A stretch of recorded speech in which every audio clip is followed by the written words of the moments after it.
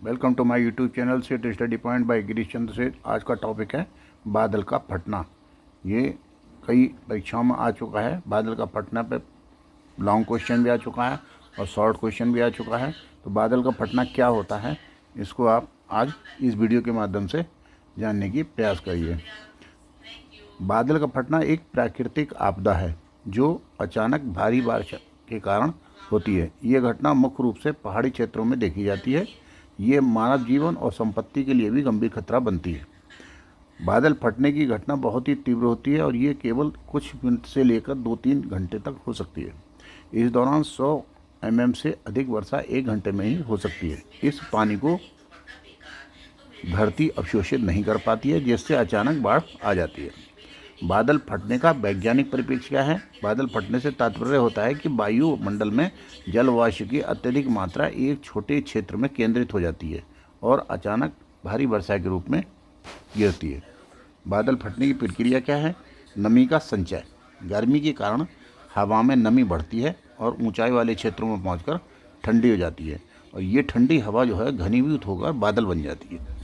वाष्प का तेजी से संघनन। ऊपरी वायुमंडल में अधिक ठंडी हवाओं के संपर्क में आने पर ये नमी जो है निकली है भी, तो ये नमी अचानक संघनित हो जाती है और बादल भारी हो जाते हैं। ऊर्ध्वगामी वायुओं का प्रभाव। कभी कभी बादल के अंदर तेज हवाएं ऊपर की ओर उठती हैं, जिससे बादल का पानी अचानक नीचे गिरने में सक्षम नहीं हो पाता और एकत्रित होता रहता है। अचानक वर्षा। जब दबाव संतुलित नहीं हो पाता है तो बादल में संचित पानी एक ही स्थान पर बहुत तेजी से गिरने लगता है, जिससे बादल फटने की स्थिति उत्पन्न होती है। परिणाम था बादल फटने से अत्यधिक वर्षा होती है, जो बाढ़ और भूस्खलन और अन्य आपदाओं का कारण बन जाती है। इससे सबसे अधिक असर पहाड़ी क्षेत्रों में होता है, क्योंकि वहाँ जल निकासी की सुविधा सीमित होती है। बादल फटने की पहचान क्या है? अत्यधिक अंधेरा हो जाएगा और बादलों की गड़गड़ाहट होगी, या अचानक तेज हवाओं सहित बारिश का आना आ जाएगा, या मौसम विभाग द्वारा जारी चेतावनी होगी पहले से, या दृश्यमान तूफान के बादल होंगे, गहरा बादल बन जाएगा, एक गंभीर गरज होगी, या अत्यधिक वर्षा होगी और बिजली गिरेगी। तो इस प्रकार ये सब पहचान है। बादल फटने के कारण क्या हैं? भौगोलिक परिस्थितियां हैं। पहाड़ी क्षेत्र में गर्म हवा ऊपर उठती है और ठंडी सतहों से टकराने पर संघनित हो जाती है। यदि ये संघनन अगर अधिक तीव्र हो तो जल की बड़ी मात्रा एक साथ गिर सकती है। ग्लोबल वार्मिंग के कारण वायुमंडलीय तापमान में वृद्धि हो रही है, जिससे जलवाष्प अधिक मात्रा में संघनित हो रही है। स्थानीय वायुमंडल दबाव। उच्च वायु दबाव और निम्न वायु दबाव के बीच का संघनन जलवाष्प के तीव्र संगठन को बढ़ावा देता है। मानवीय गतिविधि क्या है? जैसे वनों की कटाई हो रही है, जलवायु परिवर्तन हो रहा है, अनियंत्रित शहरीकरण भी हो रहा है, भी इस घटना से जोखिम को बढ़ाते हैं। प्राकृतिक जल निकासी व्यवस्था को बाधित किया जा रहा है, जिससे पानी का बहाव तेज हो जाता है। आर्द्र हवा में तेजी से उत्थान हो रहा है। एक पहाड़ या अन्य बाधा के कारण हवा का रुक जाता है। एक चक्रवात या अन्य तूफान का प्रभाव उस पर पड़ता है। तो बादल फटने के प्रभाव क्या हैं? पर्यावरणीय प्रभाव। भूस्खलन हो जाता है। भारी बारिश से पहाड़ों और ढलानों पर मिट्टी खिसकने लगती है, जिससे पहाड़ी क्षेत्र में गंभीर भूस्खलन होता है।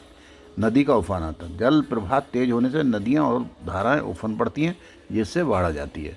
वनस्पति जीव जंतुओं का नुकसान। तेज बहाव और मलबे के कारण वन्य जीव और पौधे नष्ट हो जाते हैं। मानवीय क्या प्रभाव है? जीवन का नुकसान होता है। बादल फटने के कारण अचानक बाढ़ आने से कई लोग अपनी जान गंवा बैठते हैं। संपत्ति का विनाश होता है।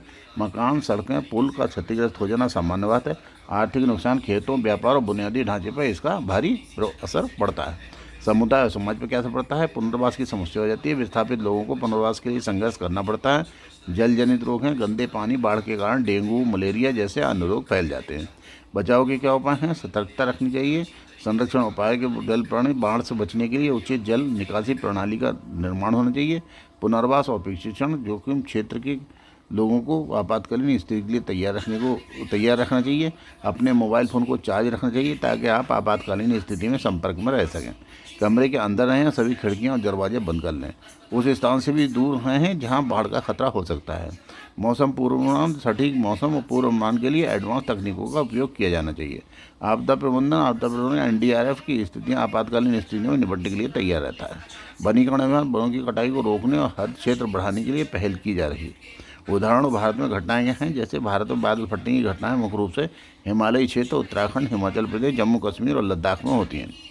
लेह आपदा। जो लेह में बादल फटने के कारण करीब 200 से अधिक लोग मारे गए थे और सैकड़ों नष्ट हो गए थे 2010 में।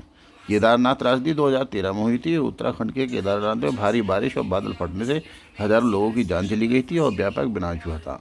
इस तरह आपको बादल फटने के संबंध में अवगत कराया गया। लॉन्ग क्वेश्चन भी आ सकता है, इसमें शॉर्ट क्वेश्चन भी आ सकता है। इसको एक बार पढ़ लीजिए, आपका तैयार हो जाएगा।